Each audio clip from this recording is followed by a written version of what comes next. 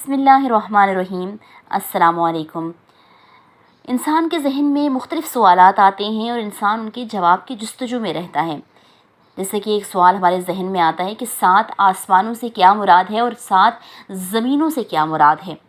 جب ہم اس کے جواب کی جستجو کی طرف جاتے ہیں تو سب سے پہلے ہم رجوع کرتے ہیں قرآن کریم کی طرف، اور قرآن کریم میں اللہ تبارک و تعالیٰ فرماتا ہے، جس کا مفہوم ہے، ترجمہ ہے کہ اللہ نے 7 آسمان اور اسی طرح 7 زمین کو بھی بنایا۔ اس آیت کی تفسیر کنز الایمان کے حاشیہ پر تفسیر نور العرفان میں مفتی احمد یار خان لکھتے ہیں کہ معلوم ہوا کہ 7 زمین ہیں اور 7 آسمان ہیں، اور زمین چونکہ تہ در تہ ہے اور ایک دوسرے سے ملی ہوئی ہے، اس لیے اس کے لیے واحد کا صیغہ استعمال کیا گیا، واحد کہا گیا، اور آسمان چونکہ ایک دوسرے سے بہت دور ہیں لہٰذا انہیں السماوات یعنی کہ جمع فرمایا گیا۔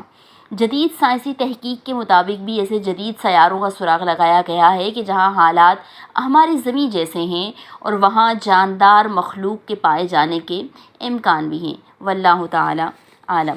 پھر ہم قرآن کریم کی طرف رجوع کرتے ہیں تو اللہ تعالیٰ فرماتا ہے سورۃ البقرہ میں، اس کا مفہوم ہے، اور اللہ ہی ہے جس نے تمہارے لیے زمین کی تمام چیزوں کو پیدا کیا، پھر آسمان کی طرف متوجہ ہوا اور انہیں درست کر کے ان کے 7 آسمان بنا دیے، اور ہر چیز کا خوب جاننے والا ہے۔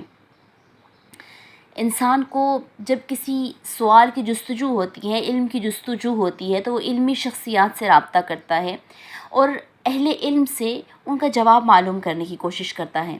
حضرت علی کرم اللہ وجہہ الکریم، جن کے بارے میں حضور دو عالم صلی اللہ تعالیٰ علیہ وسلم نے ارشاد فرمایا، جس کا مفہوم ہے کہ میں اگر علم کا شہر ہوں تو علی اس کا دروازہ ہیں، تو حضرت علی کرم اللہ وجہہ الکریم کی بارگاہ میں اسی طرح ایک شامی آتا ہے اور وہ عرض کرتا ہے کہ یا امیر المؤمنین، 7 آسمانوں کے علیحدہ علیحدہ نام بتائیں۔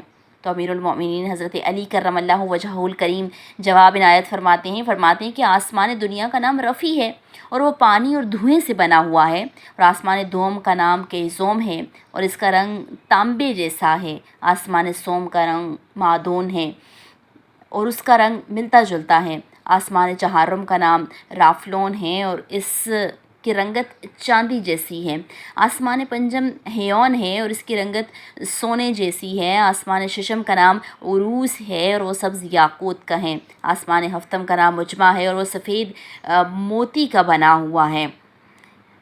حضرت علی کرم اللہ وجہہ الکریم نے یہ جوابات عنایت فرمائے، جس سے یہ معلوم ہوتا ہے کہ 7 آسمان ہیں اور ان کے مختلف رنگ ہیں اور ان کے مختلف نام ہیں۔ اسی طرح جب ہم معراج کی طرف جاتے ہیں، سفر معراج کی طرف، تو معراج کے لیے 2 الفاظ استعمال ہوتے ہیں، ایک اسراء اور ایک معراج۔ اسراء کے معنی ہیں کہ راتوں رات مکہ سے بیت المقدس کی طرف جانا، اور معراج بیت المقدس سے آسمانوں کی طرف جانے کو کہا جاتا ہے۔ روایتوں میں آتا ہے کہ حضرت جبرائیل امین حضور علیہ السلام کی بارگاہ میں حاضر ہوئے اور ایک تیز رفتار براق آپ کی خدمت میں پیش کیا گیا۔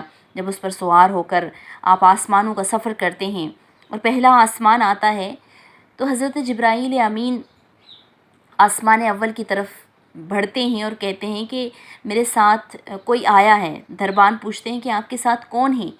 تو فرماتے ہیں کہ میرے ساتھ حضرت محمد مصطفیٰ صلی اللہ تعالیٰ علیہ وسلم ہیں۔ دربان کہتا ہے کہ یہ دروازے انہی کے لیے تو کھولے جائیں گے۔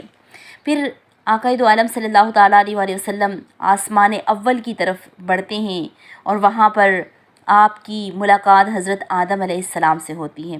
دوسرے آسمان پر جاتے ہیں تو آپ کی ملاقات حضرت عیسیٰ اور حضرت یحییٰ علیہ السلام سے ہوتی ہے، اور تیسرے آسمان پر آپ کی ملاقات حضرت یوسف علیہ السلام سے ہوتی ہے۔ چوتھے آسمان پر آپ کی ملاقات حضرت ابراہیم اور 5ویں آسمان پر آپ کی ملاقات حضرت ہارون علیہ السلام سے ہوتی ہے۔ چھٹے آسمان پر آپ کی ملاقات موسیٰ علیہ السلام سے ہوتی ہے اور 7ویں آسمان پر آپ کی ملاقات حضرت ابراہیم علیہ السلام سے ہوتی ہے۔ تو معلوم ہوتا ہے کہ اللہ تعالیٰ نے 7 آسمانوں کو بنایا۔